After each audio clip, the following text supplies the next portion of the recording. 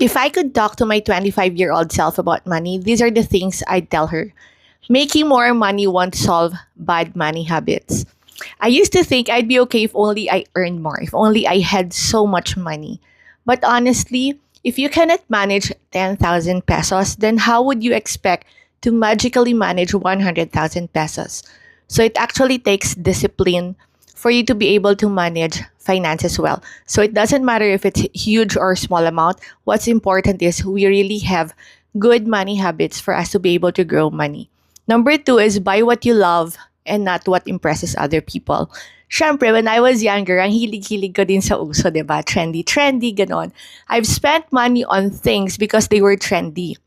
And then, after a while, everyone else has them, diba?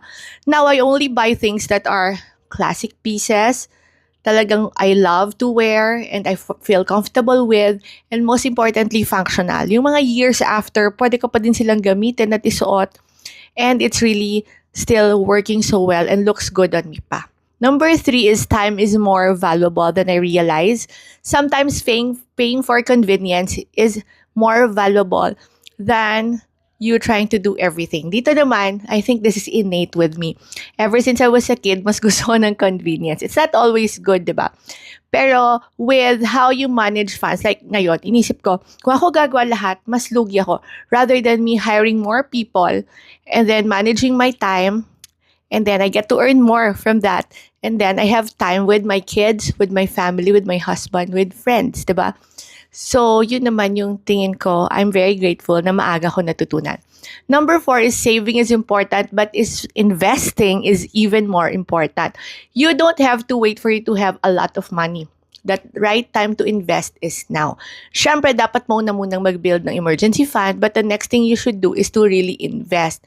Because saving alone won't protect you from inflation. Diba? It's investing that will protect you from inflation. So, I wish I learned this earlier, diba?